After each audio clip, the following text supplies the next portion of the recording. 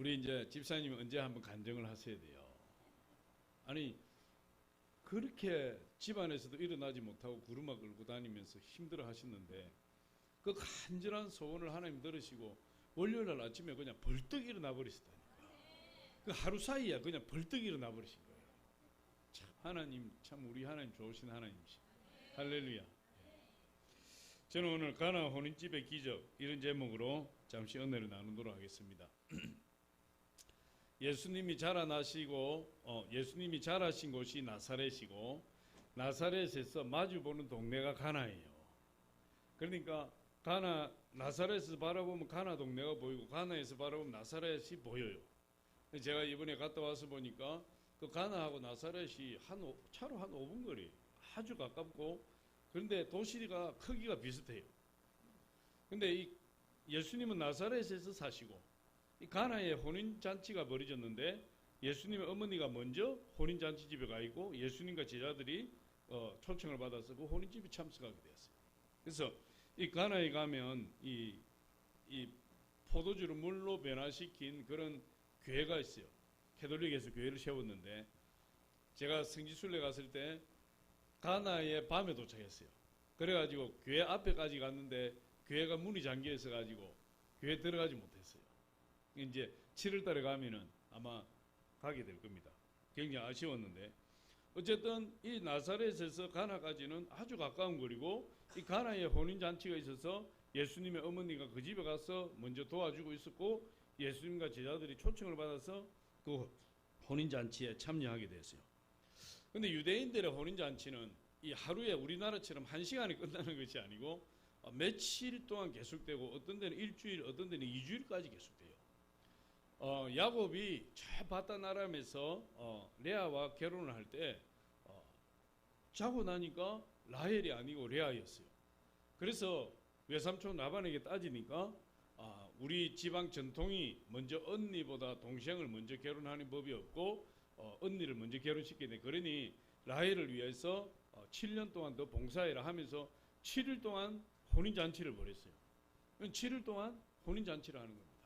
삼손이 결혼했을 때도 7일 동안 혼인잔치를 했다. 사사기에 보니 그렇게 이야기하고 있어요. 그러니까 혼인잔치는 굉장히 거창하게 벌어지는 것이고 많은 손님들을 초청하는 것이고 또 그 혼인잔치의 가장 중요한 음식이 뭐냐 하면 포도주예요. 그래서 초청된 숫자, 찾아올 손님의 숫자를 대략 계산해서 포도주를 준비하는데 이 가나의 혼인집에 포도주가 떨어져 버린 거예요.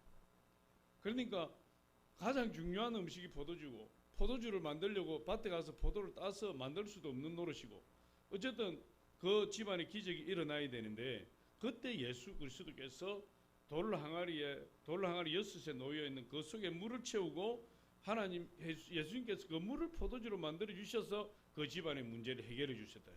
그것이 오늘 내용이에요.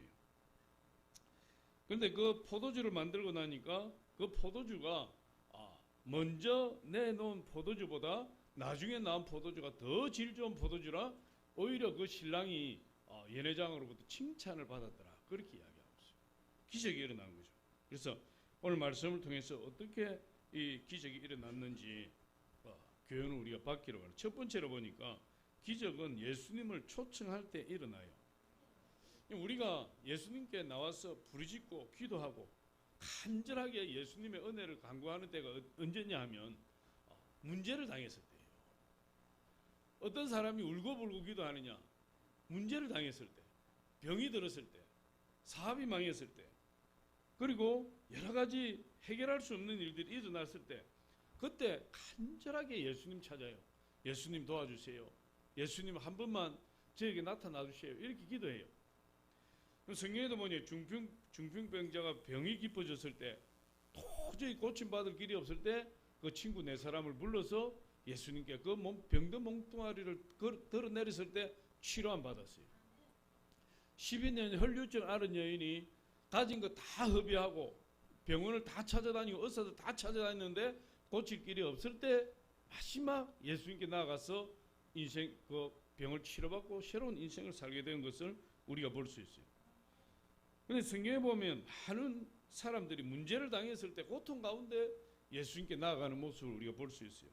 그런데 오늘 이 혼인집 신랑 신부는 좋은 날 예수님을 초청했어요. 좋은 날, 할렐루야. 좋은 날, 잔치날, 행복할 때, 문제가 없을 때, 그때 누구를 생각하느냐? 예수님 생각한 거예요. 그런데 예수님 초청해서 음식이 떨어지기 전에 보니까 예수님을 일찍 초청해서, 제자들을 일찍 초청해서 음식도 처음 나왔을 때 떨어지기 전에 예수님 대접했어요. 이걸 어떻게 알 수 있느냐? 3절에 보니까 그 단서가 있는데, 이 3절에 보니까 이렇게 이야기합니다. 포도주가 떨어진지라 예수의 어머니가 예수께 이르되 저들에게 포도주가 없다 하니.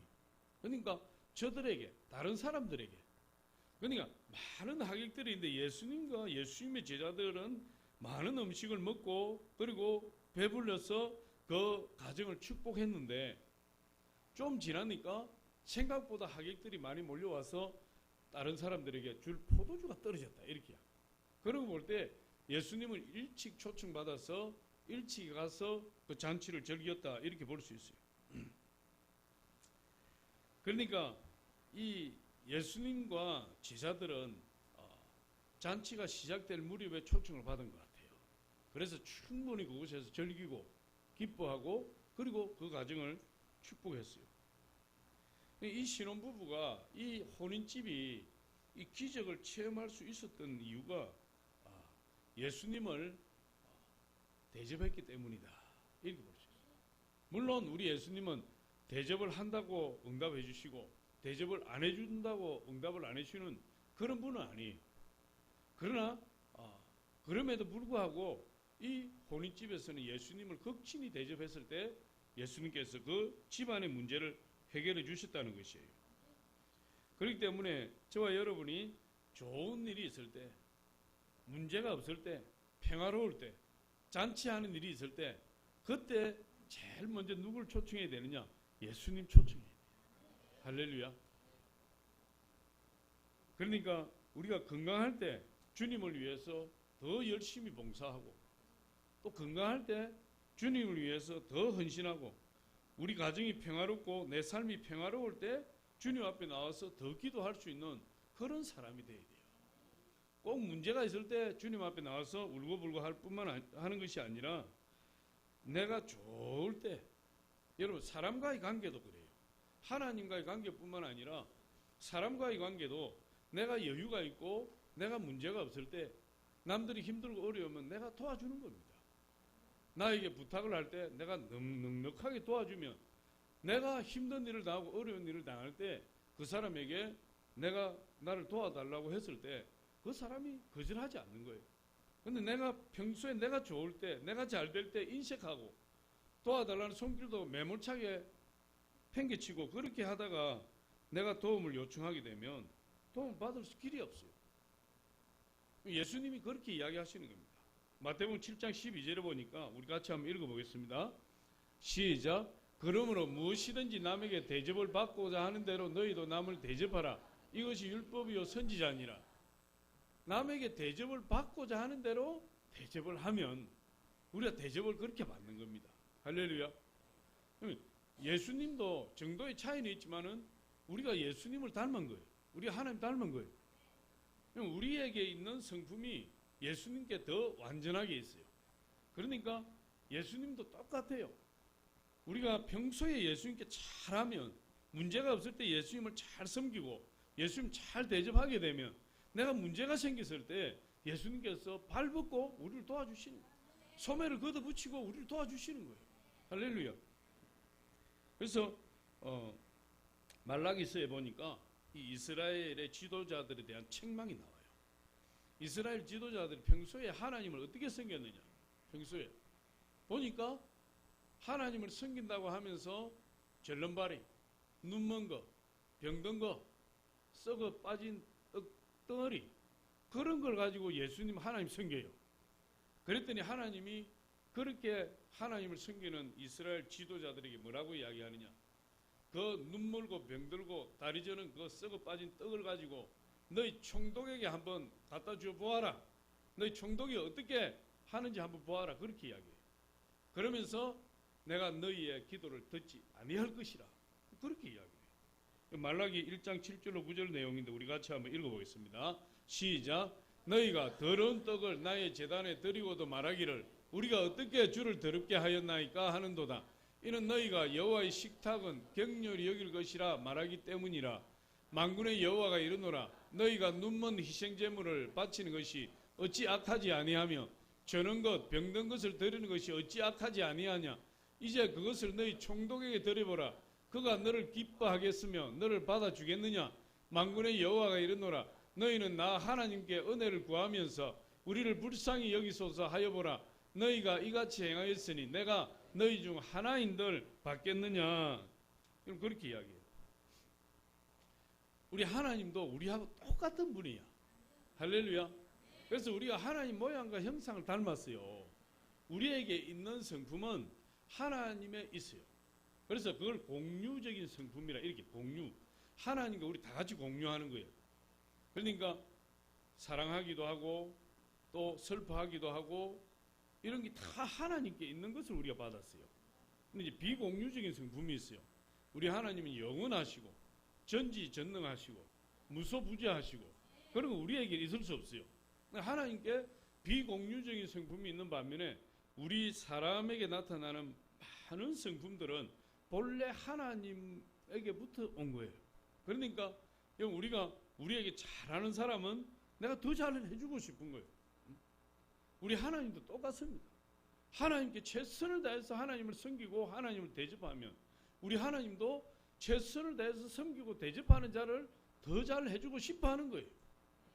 그래서 오늘 이 신혼부부를 보니까 예수 그리스도를 평소에 좋은 날, 잔치날 초청해서 섬기고 대접했대요. 그랬더니 예수님께서 그 가정의 문제를 해결해 주시는 걸 볼 수 있어요. 성경에 보니까 이렇게 이야기합니다. 나를 사랑하는 자가 나의 사랑을 입으며 하나님은 하나님 사랑하는 자를 더 사랑하신다. 그리고 시편 91편에 보니까 이렇게 이야기합니다. 하나님이 이르시되 그가 나를 사랑한 적 내가 그를 건지리라. 그가 나를 안져 내가 그를 높이리라. 그가 내게 간구하리니 내가 그에게 응답하리라. 그의 환난 날에 내가 그와 함께하여 그를 건지고 영화롭게 하리라. 이렇게 이야기하고 있어요. 어떤 사람에게? 하나님을 사랑하고 하나님을 높이는 자에게. 할렐루야. 그러니까 저와 여러분이 하나님을 높여드리고 평소에 하나님을 섬기고 하나님을 대접하고 내가 잘 나갈 때, 내가 좋을 때, 내가 평화로울 때 우리 하나님 앞에 더 열심히 하나님 앞에 나와서 시간을 드리고 물질을 드리고 내 몸을 드리고 헌신하게 될 때 하나님께서 그것을 고맙게 여기시고 축복하시는 거예요. 할렐루야. 두 번째로 보니까 이 기다림과 순종이 기적을 낳는다. 기다림과 순종이. 오늘 예수님의 어머니 마리아가 포도주가 떨어진 것을 알았어요. 제일 먼저 알았어요. 그래서 예수님께 나와서 포도주가 떨어졌습니다. 이렇게 이야기했습니다. 그랬더니 예수님께서 4절에 보니까 이렇게 이야기합니다. 여자여, 4절에 보니까 예수께서 이르시되 여자여 나와 무슨 상관이 있나이까 내 때가 아직 이르지 아니하였나이다. 그러니까 주님께서 뭐라고 말씀하시냐 하면 거절을 하시는데 포도주가 다 떨어졌습니다. 그러니까 어머니 마리아가 예수님께 나와서 예수님께 포도주가 다 떨어졌습니다. 이렇게 이야기하는 것은 이 예수님이 자기 아들이지만은 이런 문제가 있을 때마다 해결할 수 있는 능력이 있다는 사실을 아는 거예요. 그런데 예수님이 거절해요. 여자여, 내 때가 아직 이르지 아니하였나이다. 이렇게 거절하는 것을 볼 수 있습니다. 그러니까 이 주님은 언제나 무엇을 기다리는 거죠? 주님의 때가 있다는 거예요. 주님의 때가. 역사를 하실 때가 있다는 거예요. 기적을 일으킬 때가 있다는 거예요. 그런데 지금은 그 때가 아니라는 겁니다. 그러면서 거절하는 거죠. 근데 포도주를 만들어 달라는, 포도주가 떨어진 그 문제를 해결해 달라는 그 어머니 마리아의 요청을 거절하고 있는데, 여러분 그러면은 잔치가 한참 무르익어서 수많은 하객들이 들이닥치고 있고 포도주는 떨어져서 대접할 길이 없는데 예수님이 그 문제를 해결하지 아니하시면 밭에 가서 포도를 따다가 밟아서 접을 내어서 숙성을 시켜서 대접을 한다는 건 있을 수 없는 일이잖아요. 당장에 이 문제를 해결받지 않으면, 어떤 기적이 일어나지 않으면 문제가 더 커지는 그런 상황이에요. 그런데 예수님께서 때가 아니다, 여러분 이렇게 이야기하고 있어요. 예수님이 기적을 행할 때가 아니다 이렇게 말씀하셨는데, 그리고 얼마 지나지 않아서 예수님이 물로 포도주로 만들어 주십니다. 그러면 예수님이 왜 그러면 차라리 바로 만들어 주시면 되는데 왜 여자여 내 때가 아직 이르지 아니하였나이다 이렇게 거절을 하고, 얼마 지나지 않아서 또 그 돌 항아리 6에 가득 채운 물을 가지고 포도주로 만들어서 그 문제를 해결해 주셨는가? 예수님이 대답과 그 예수님의 행동이 모순되는 것처럼 보이는데, 예수님이 자기의 능력을 한번 더 크게 나타내려고 짠 하고 이렇게 나타내시는 그런 퍼포먼스를 하신 것인가? 또 그건 아니에요. 예수님 뭐 그렇게 하시지 않으시는 분이니까. 근데 왜 그렇게 하셨는가? 그 비슷한 사건이 요한복음 7장에도 있어요. 예수님의 형제들이 있죠. 예수님의 남동생들이 있어요. 예수님 갈릴리에서, 나사렛을 중심으로 갈릴리에서 활동을 하셨는데 거기에서 선지자처럼 활동을 하는 겁니다. 메시아처럼 활동을 하는 겁니다. 그러니까 육신의 동생들이 그 형을 볼 때는 형이 좀 웃기지도 않는 거예요. 사실은 선지자도 아니면서, 그리고 메시아도 아니면서 많은 사람들에게 메시아 인척하고 선지자 인척하니까 이 동생들이 기분이 나빴어요. 형을 우습게 보는 거죠. 그래서 명절날이 되었을 때 예수님을 불러서, 아니 형님 도대체 왜 그렇게 살아가십니까? 정 메시아 노릇하고 싶으면 저 유대로 가서 예루살렘으로 가세요. 그곳에 많은 제자들 뭐 그곳에서 메시아 행세를 하세요. 이렇게 이야기했다고. 그러니까 은근히 무시하고 깔보는 거죠. 그때 예수님이 뭐라고 말씀하시냐면 내 때가 아직 이르지 아니하였도다. 너희는 먼저 예루살렘으로 가라. 나는 가지 않겠노라. 이렇게 이야기해요. 그리고 얼마 지나지 않아서 그 형제들이 다 예루살렘으로 명절을 채기 위해서 내려갔을 때 예수님이 은밀하게 예루살렘으로 내려가셨다. 그렇게 이야기를 합니다. 요한복음 7장 10절에 보니까 그 형제들이 명절에 올라간 후에 자기도 올라가시되 나타내지 않고 은밀히 가시니라. 여기도 보면 예수님 말씀이 행동과 말씀이 모순돼요. 차라리 그래 알았다 나도 갈 거야 이렇게 하면 되는데, 내 때가 아직 이르지 않았다. 너희들 먼저 가라. 그래 놓고 은밀히 내려가셔서 행하셨다. 그렇게 이야기해요. 예수님이 왜 말씀을 번복하듯이 이렇게 바꾸시는가? 우리 그렇게 생각할 수 있어요. 그런데 우리가 하나님과 예수님의 관계를 잘 알면 그걸 이해할 수 있어요. 한마디로 말해서 예수님이 왜 그렇게 하시는 그 이유는, 예수님은 철저하게 하나님의 시간표를 따라 움직이신다. 하나님의 시간표. 아무리 사람이 급해도, 아무리 예수님이 급해도 하나님의 때가 이르지 않으면 예수님의 때가 아닌 거예요. 그렇기 때문에 예수님은 철저하게 하나님의 허락이 없으면 움직이지 않으시는 분이, 하나님 명령이 떨어지지 아니하시면 세상 없어도 주님이 역사하지 않는 거예요. 그래서 예수님께서 내 때가 아직 이르지 아니하였나이다. 아무리 지금 손님이 하객들이 물 밀듯이 밀어닥쳐도, 포도주가 없다고 아우성을 쳐도 하나님의 때가 아니기 때문에 예수님이 역사할 수 없는 거예요. 할렐루야. 예루살렘 내려가는 것도 마찬가지예요. 아버지의 때가 이르러야 예수님이 움직이시고, 절대적으로 하나님과 함께 움직이시는 분이 예수님이에요.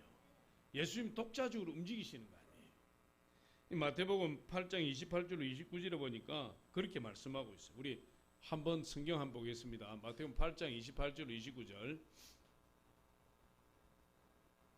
없어요? 답이 없어요? 우리 같이 한번 읽어봅니다. 시작.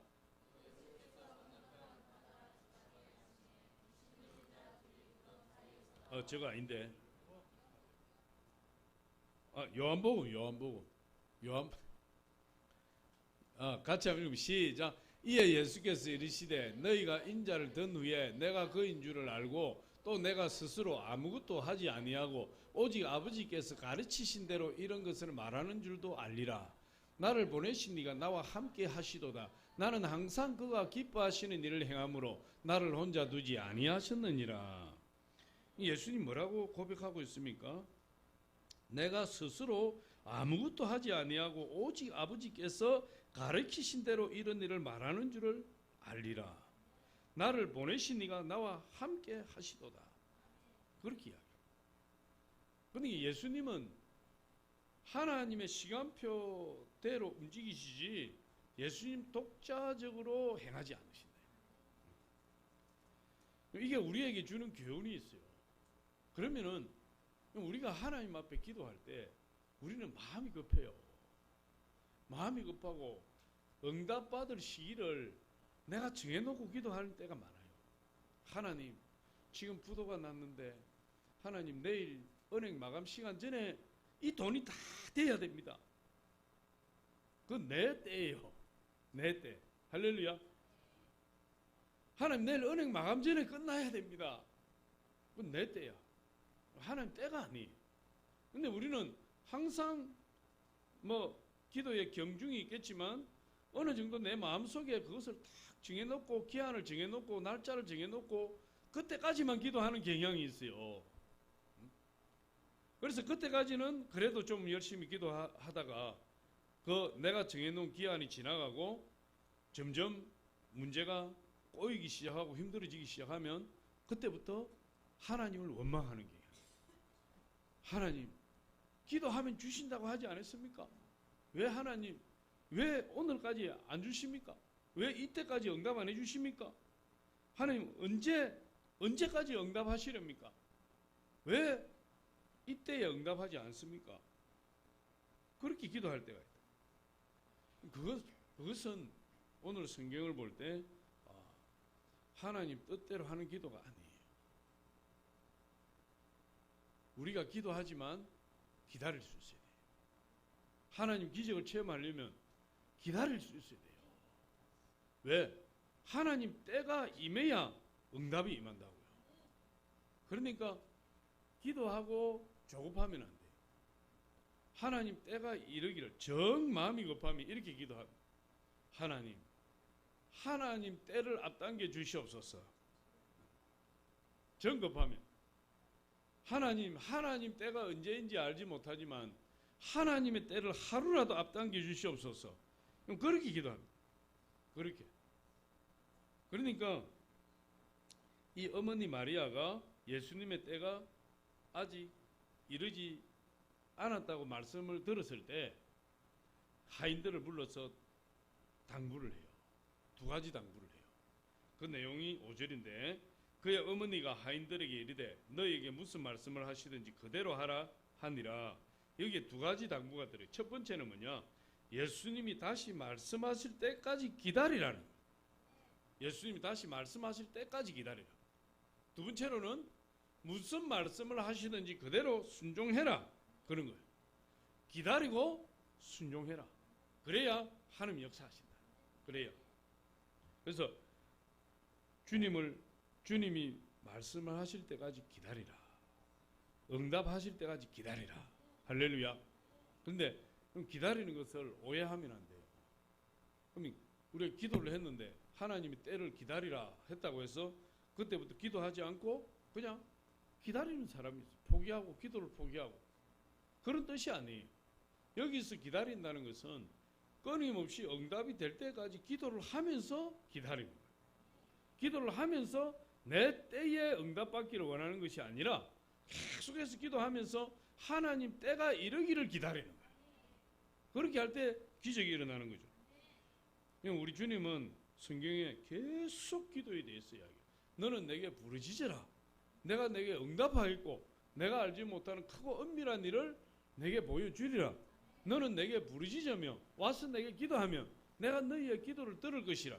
구하라. 그러면 얻을 것이요 찾으라. 찾을 것이요 두드리라. 열릴 것이니 구하는 이가 받을 것이요 찾는 이가 찾아낼 것이요 두드리는 이에게 열릴 것이니라. 예수님은 계속해서 기도에 대해서 이야기하고 있어요. 할렐루야. 하나님 기도를 통해서 역사하시네. 에스겔서에 보니까 하나님이 바벨론 포로로 끌려간 이스라엘 백성들을 70년 후에 해방시켜 주겠다, 이렇게 예레미야 선지자가 이야기했어요. 그런데 그 성경에 보니까 하나님 뭐라고 말씀하시냐면, 그럼에도 너희는 내게 와서 기도하여야 할지라. 그러니까 얼마나 기도에 대해서 강조를 많이 하시는지 몰라요. 그렇기 때문에 여러분, 우리 기도에서 내가 생각했던 그 때가 아니라 할지라도 우리는 기도를 하면서 끊임없이 기다려야 돼요. 기도하지 않고 무엇을 이루려고 하면 안 돼요. 할렐루야. 우리 하나님 기도를 통해서 역사하시기 때문에 끊임없이 기도해야 돼요. 5만 번 기도 응답받은 조지 물려 목사님이 한 번도 사람에게 손을 벌리지 않고 수천 명의 고아들을 먹이고 입히고 공부시키고 시집장가 다 보냈어요. 대단한 분이. 그런데 이분이 그렇게 고아들의 필요를 다 주님 안에서 기도로 채웠는데, 이 많은 후원자가 있었죠. 그 중에 이 스코틀랜드인 중에서 여러 해 동안이나 고아원을 위해서 많은 돈을 보내고 헌신한 분이 있어요. 근데 이분이 기도 제목이 하나 있는 거예요. 그 기도 제목이 뭐냐 하면, 자기 아들이 예수를 믿지 않아요. 그래서 그 조지 물러 목사님의 고아원을 후원하면서 조지 물러 목사님 기도 제목을 내고 조지 물러 목사님과 같이 수십 년을 기도했어요. 자기 아들을 위해서. 그런데 결국 자기 아들이 회심하는 것을 보지 못하고 이분이 세상을 떠났어요. 세상을 떠나고 시간이 한참이 흘렀을 때 그 아들이, 기도했던 그 아들이 찾아왔어요. 그 아들이 조지 물러 목사님 찾아와서 이렇게 고백하는 거예요. 우리 아버지께서 이 고아원에서 많은 헌신과 많은 후원을 했는데, 제가 이 고아원에 와서 아버지 뒤를 이어서 이 고아원을 섬기는 것이 천국에 계신 우리 아버지가 기뻐하시는 일이라 생각이 들어서 제가 찾아왔습니다. 제가 이 고아원을 섬길 수 있도록 해 주십시오. 그래서 조지 물려 목사님이 흔쾌히 허락해서 그 고아원에서 섬기기 시작한 거예요. 그런데 얼마 지나지 않아서 이분이 예수님을 영접하게 되었고 하나님 자녀로 변화되었어요. 그랬을 때 그 조지 물러 목사님 고아원에서 일하던 그 직원들이 이 아들에게 그런 말을 하는 거예요. 당신이 구원받은 것은 당신의 아버지와 조지 물러 목사님이 38년 동안이나 당신의 회심을 위해서 기도한 것에 대한 응답입니다. 그런데 그 아버지는 아들을 위해서 기도하다가 세상을 떠났고, 조지 물러 목사님은 계속해서 그 아들이 돌아오기를 위해서 기도했는데, 그 기도한 이후로 38년 만에 그 아들이 회심하고 돌아왔다. 할렐루야. 우리는 자녀들을 위해서 기도한다든지 누구를 위해서 기도하면 당장에 이루어질 것 같지만, 그러나 당장에 이루어지는 것도 38년 후에 응답이 되는 것도 하나님의 때가 이르러야 응답이 된다는 거예요. 할렐루야. 그러니까 응답이 더디다 할지라도 우리가 낙심하지 아니하고 하나님의 때를 바라보면서 끊임없이 기도해야 돼요. 그러면은 하나님의 때가 되면 어느 날 갑자기 하나님의 응답이 빡 임하는 겁니다. 그런 경험들은 많이 있을 줄 믿습니다. 우리 김금래 집사님도 그렇게 기도하니까 월요일 아침에 하나님 때가 임해서 응답이 일어나서 벌떡 일어나서 춤을 추고 이렇게 교회 나오게 된 거예요. 할렐루야. 그래서 우리가 하나님의 응답을, 하나님의 기적을 바라볼 때 기다려야 돼요. 할렐루야. 조급해하지 마시고 기다리고, 그러니까 평소에 기도하시고. 여러분, 하나님이 응답하시는 방법은 우리의 상상을 초월하고 예측을 불허하는 거예요. 우리는 이 성경을 알고 있지만 누가 물로 포도주로 만들 것이라고 상상이나 했겠습니까? 그런데 우리 예수님은 물로 포도주로 만드시는 기적으로 그 집안의 문제를 해결해 주셔요. 누가복음 18장 1절에 보니까 항상 기도하고 낙심하지 말아야 할 것을 비유로 말씀하여 이르시되, 예수님 말씀하신. 그러니까 항상 기도해라. 기다리면서 기도해라. 그러나 낙심하지 말라. 언젠가 하나님 때에 응답하신다. 그렇게 이야기하고 있어요. 그러면서 그 가부의 이야기를 쭉 하시네요. 기다리고 순종할 때 기적이 일어나요. 그럼 마지막으로 세 번째로 보니까 주님의 기적은 질적인 변화를 낳는다. 질적인 변화. 예수님이 이 하인들에게 말씀하셨어요. 돌 항아리에 물을 가득 채워라. 제자들이 아니라 그 집 하인들이 그 말씀에 순종해서 돌 항아리 아구까지 물을 가득 채웠어요. 그랬더니 예수님 떠다가 연회장에 갖다 주어라. 여러분 가만히 묵상을 해보면 그 하인들은 물을 갖다 부었죠. 그래 물을 떠다가 연회장한테 갖다 주었어요. 근데 연회장이 받는 순간에 이게 포도주가 돼버린 거야. 그러니까 연회장은 이게 도대체 무슨 연유인지 몰라요. 그런데 물 떠온 하인들은 알더라. 성경에 보니까 그렇게 이야기하고 있어요. 물을 떠갔지 포도주를 떠간 것이 아니다. 이 하인들이 9절에 보니까 연회장은 물로 된 포도주를 맛보고도 어디서 났는지 알지 못하되 물 떠온 하인들은 알더라. 포도주를 떠온 하인들은 알더라가 아니고 물 떠온 하인들은 알더라 이 말이에요. 포도주를 떠간 것이 아니에요. 하인들은 물을 떠가지고 갔는데 연회장에게 넘겨주는 순간 연회장이 받은 것은 포도주가 되어서 맛보고는 이 집안이 참 대단한 집안이구나. 룸살롱에 가도 취하기 전에는 아주 고급 양주 내놓고 취하고 나서 분간을 못하면 물 타가지고 주는데 이 집은 처음에도 좋은 거 주고 나중에 더 좋은 거 주는구나. 제가 룸살롱 가본 게 아니에요. 들은 것 때문에 이야기하는. 할렐루야. 그러니까 보통 잔치집에서는 처음에 좋은 포도주 주는 거예요. 그리고 나중에 취하고 흥청망청하게 되면 물탄 포도주 주는 거예요. 질 낮은 거. 그 이야기. 10절에 보니까 이 연회장이 그렇게 이야기. 말하되 사람마다 먼저 좋은 포도주를 내고 취한 후에 낮은 것을 내거늘 그대는 지금까지 좋은 포도주를 두었도다. 누구를 불러서? 연회장이 신랑을 불러서. 그 신랑을 불러서 칭찬하는 그런 것을 우리가 볼 수 있어요. 이 변화, 질적인 변화죠. 그러니까 주님께서 이 역사하실 때 그 역사가 어떠한지를 지금 보여주는 겁니다. 여러분, 우리가 예수 그리스도를 만나게 되면, 누구든지 예수님을 만나게 되면 맹물 같은 인생, 맛도 없고 꿈도 없고 비전도 없는 맹물 같은 인생이 예수를 만나게 되면 본질적인 변화가 일어나요.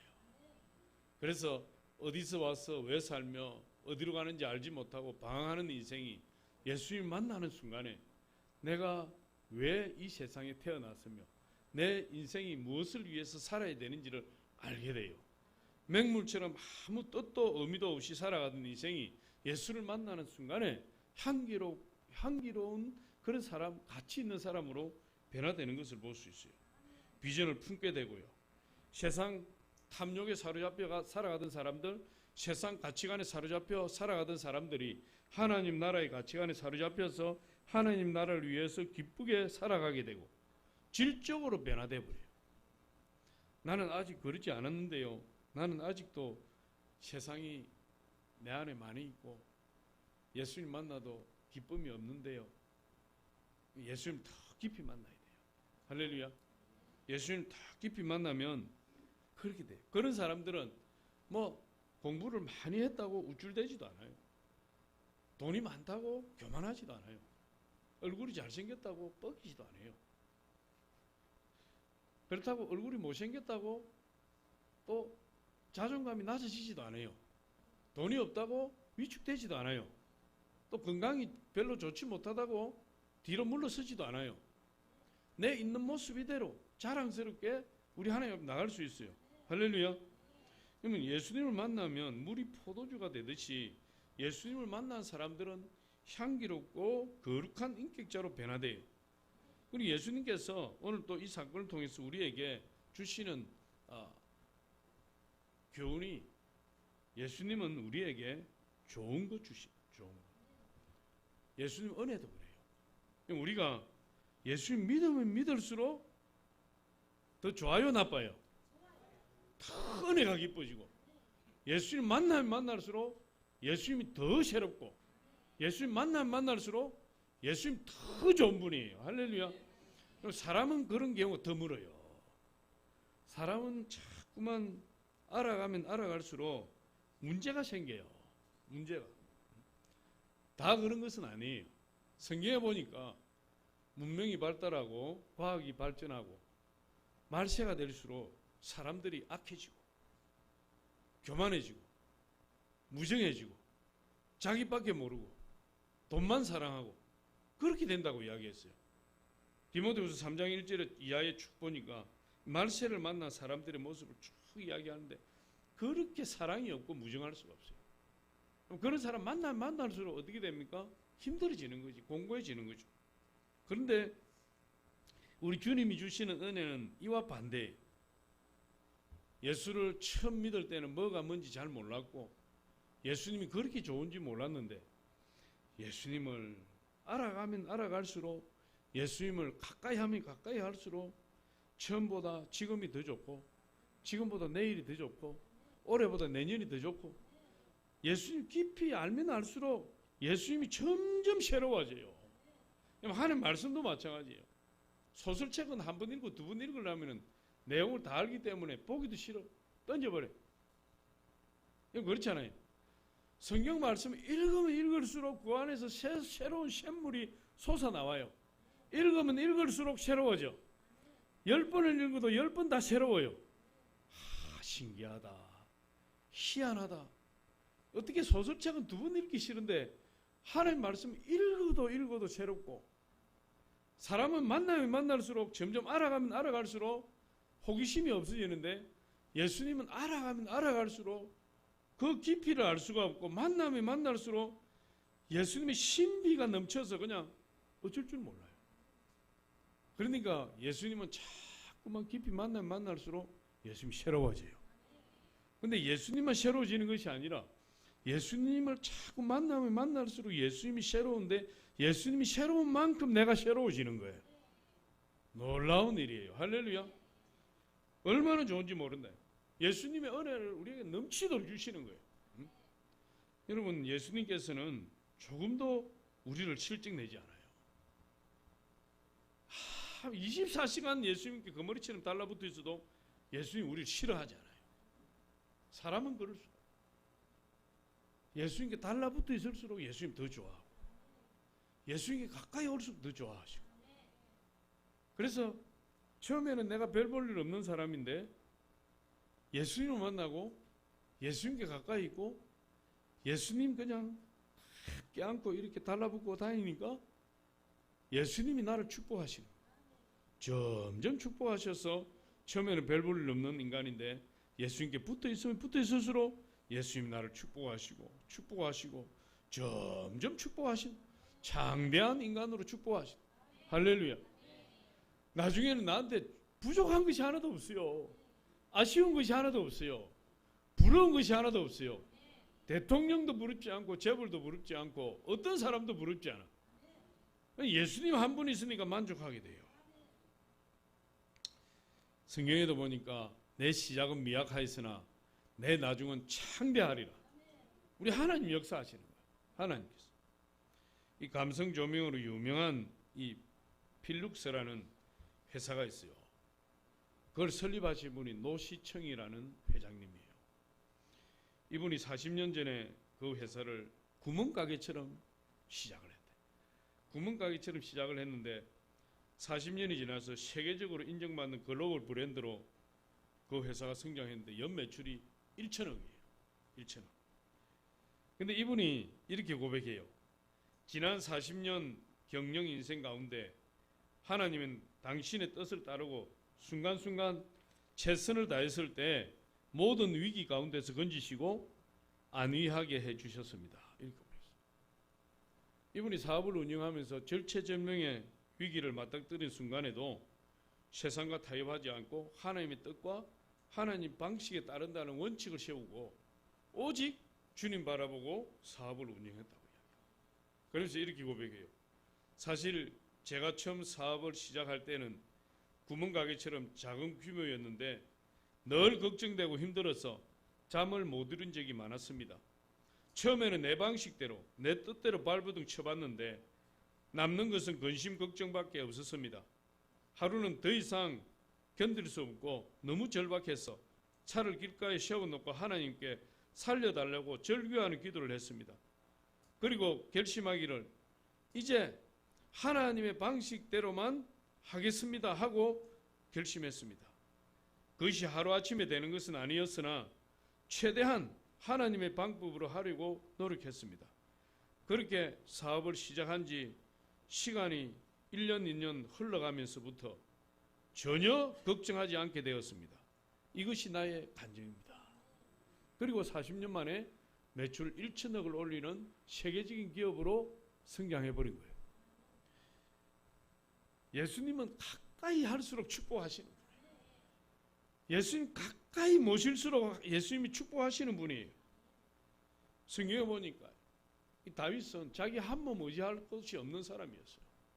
사울에게 쫓겨서 집에서 한번 잠을 자보지도 못하고 산속에서 땅굴 속에서 10년 넘게 쫓겨다니던 사람이에요. 그런데 이 다윗에게 있는 특징이 뭐냐? 오직 하나님만 붙드는 거예요. 오직 하나님만 가까이 하는 거예요. 어떤 경우도 하나님을 떠나는 법이 없어요. 그랬더니 하나님께서 이 다윗을 이스라엘 왕으로 세우실 뿐만 아니라 다윗의 후손을 통해서 영원한 왕족을 세워주셨다. 여러분, 갈대아 우르에서 우상을 섬기던 보잘것없는 촐로였던 그 아브라함을 하나님 불러내시는데 그 아브라함이 하나님 부름을 받아서 하나님만 쫓아다니는 거예요. 하나님만 쫓아다니고 가는 곳마다 하나님께 예배하고 제단을 쌓고 제물을 드리고 하나님만 붙들고 있으니까 하나님께서 별 볼 일 없던 아브라함을 하나님 높여주셔서 복의 근원이 되게 하시고 믿음의 조상으로 세워주셔서 이스라엘 민족이 아브라함을 통해서 나오게 하시고 지금 예수 믿는 모든 사람이 영적 아브라함 자손이 되게 해주셨다. 하나님 가까이 하는 것이 복이라. 할렐루야. 하나님 가까이 하시니까 하나님께서 복을 주셔요. 저 같은 사람도 보니까 여러분 이 죄가 많아서 지옥 갈 수밖에 없었는데 나 같은 사람도 하나님 불러주셔서 십자가로 은혜를 주시고 영원한 지옥 자식 대신에 하나님의 사랑의 나라로 옮겨주시대. 우리 예수님 가까이 하니까 할렐루야. 하나님 가까이 하는 것이 복이에요. 주님을 만나면 맹물처럼 가치 없는 인생이 포도주처럼 존귀한 인생이 되고 마는 거예요. 오늘 이 문제를 당한 이 혼인 가정에 포도주가 떨어져서 난관에 봉착하게 되었지만 여러분 손님을 청해놓고 대접을 하지 못하면 모욕을 당하는 것입니다. 그 집안에 낙인이 찍혀요. 수치와 모멸을 극복할 수가 없어요. 그런데 예수님을 그 집에 모시니까 그런 문제가 와도 예수님이 그 문제를 다 해결하실 뿐만 아니라 수치와 모멸을 면하게 해주시고 오히려 사람들이 그 신랑 신부를 칭찬하는 놀라운 역전의 역사가 일어나는 걸 볼 수 있어요. 오늘 저와 여러분 날마다 우리 주님을 가까이 하시기를 바랍니다. 근데 힘들고 어려울 때만 주님을 찾지 마시고 좋을 때, 행복할 때, 잔치할 때, 좋은 일이 있을 때 그럴 때 우리 주님을 모시고 우리 주님께 영광 돌리시고 기도를 하시되 낙심하지 마시고 하나님 때가 있습니다. 아버지 때가 있습니다. 아버지요 그 때까지 제가 낙심하지 아니하고 기도하겠습니다. 예수님 말씀에 순종하면서 나아갈 때 저와 여러분 인생이 하나님의 축복의 인생으로 변화될 줄 믿습니다. 그런 축복이 저와 여러분 가운데 있으시기를 예수 이름으로 축원합니다. 아버지